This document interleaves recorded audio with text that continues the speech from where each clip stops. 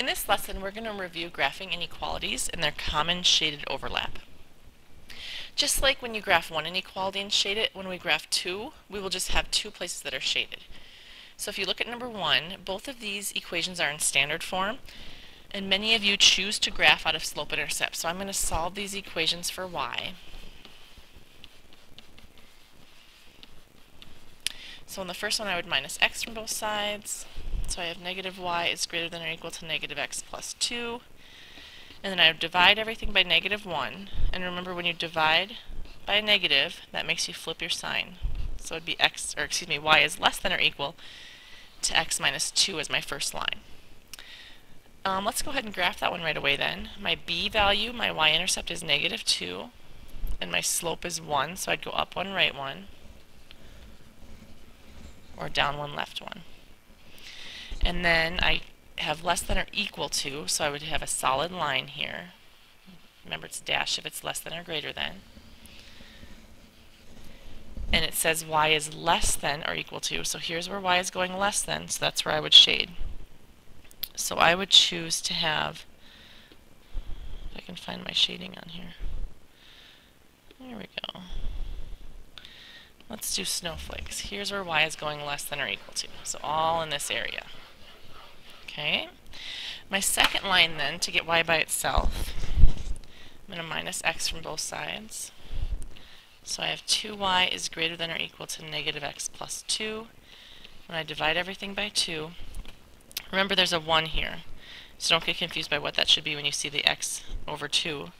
That's really y is greater than or equal to negative 1/2 x, and then plus 1. So there's my second line that I'm graphing. I would start at 1. And since my slope is negative 1/2, I'd go down 1, right 2, or up 1, left 2. It's greater than or equal to, so I again have a solid line. And then for my shading, I am greater than, where y is going greater than. So I'm going to use, let's do stars here. This is where y is going greater than. So again, I'm looking at the black line. That means I'm shading everywhere right here. And so my answer to the problem is going to be where these two lines intersect and their shading intersects. So the area that has stars and snowflakes is my answer, which would be right starting here to here, this little boundary right here, and then all inside there. And that's my common overlap. You guys try number 2, and then you can pause this and play it once you have your answer and check it. So in number 2, same thing, let's not use this. Both of my equations are in standard form. So I'm going to get y by itself in each equation. First one, I'd minus 3x from both sides. So I have negative 2y is less than or equal to negative 3x minus 4.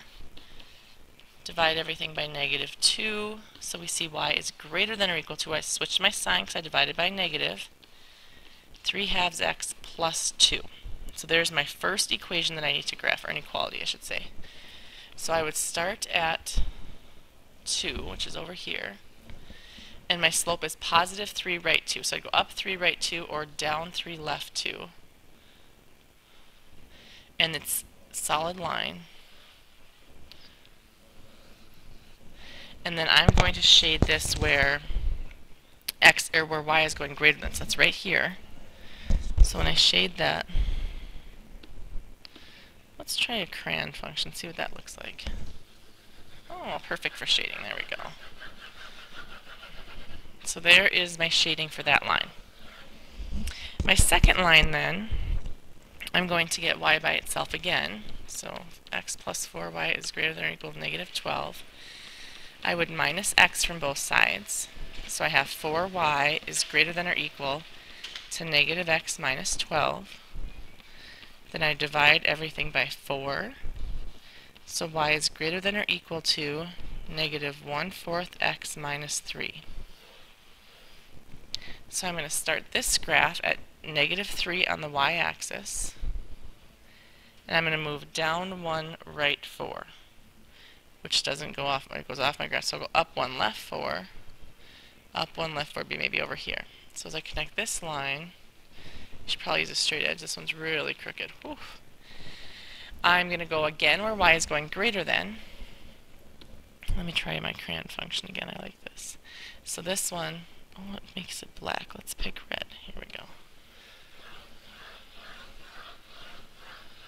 There is my common area. So my common shaded area, I'll make purple here, is right here where the red and black meet.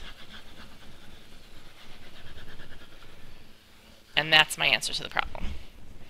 And we'll use this to do some word problems later in the week.